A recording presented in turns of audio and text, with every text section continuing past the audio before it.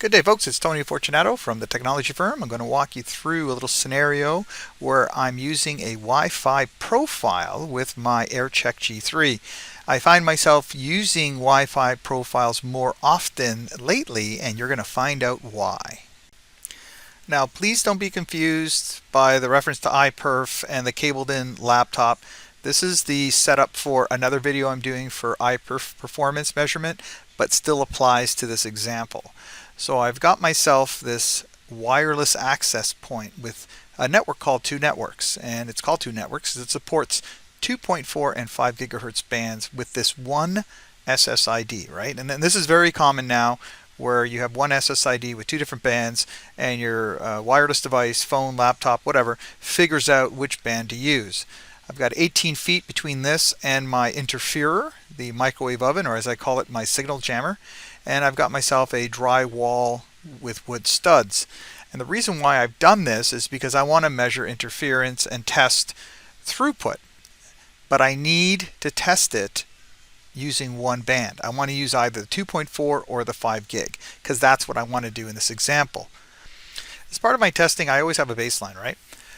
But in this example, I want to know what the microwave oven is going to do, right? So I know that the microwave oven is going to cause some interference in the 2.4 gigahertz band, but I want to make sure I use that band. I don't want in this case, the AirCheck G3 or my laptop or whatever that's wireless deciding which band to use. That could be another test, but in this case, I want to stick to 2.4. And as I said, unfortunately, this SSID supports both bands. In some cases, when I go on site, I do not have access to the access point to just turn off a band.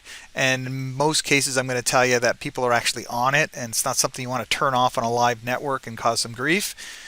So I want the tool to be able to figure this out, right? This is where the Wi-Fi profiles come in handy. All I need to do is create a profile that only uses the 2.4 gigahertz band. Same applies if I only want to test the 5 gigahertz band. I always find it helpful to take a step back and talk about just some terminology, right? In this case, we'll talk about the AirCheck G3 and some of the Wi-Fi terminology. It's two ports here. There's a management port and there's something called an analysis port. So the management port is going to be your basic connectivity to Wi-Fi. It's going to be using the Android system network settings that you're very familiar with if you have an Android device. It's the same thing.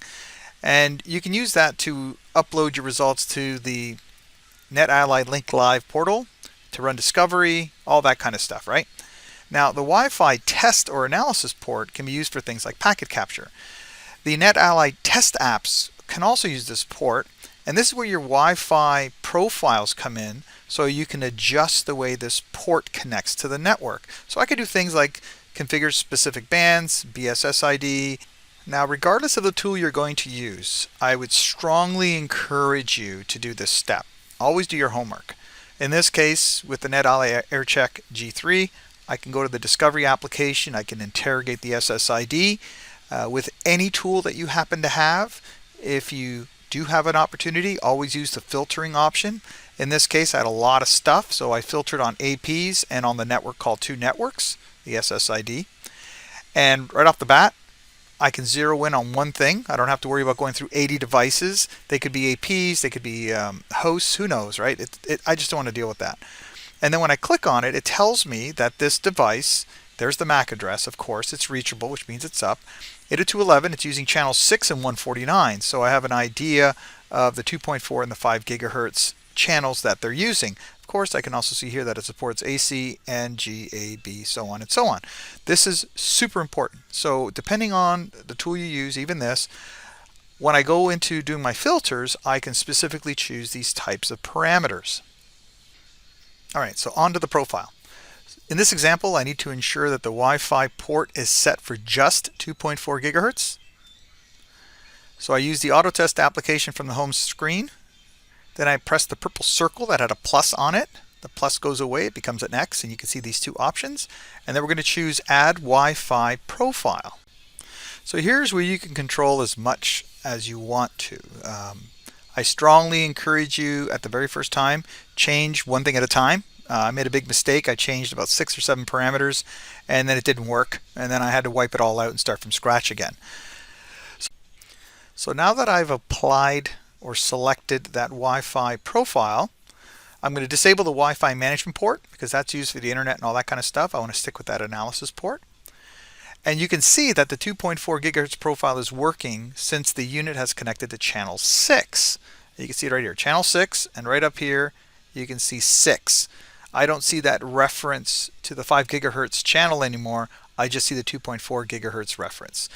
Now I know I'm good to go. It's successfully connected, and I can do all my testing using that specific BSSID and that specific channel / specific band.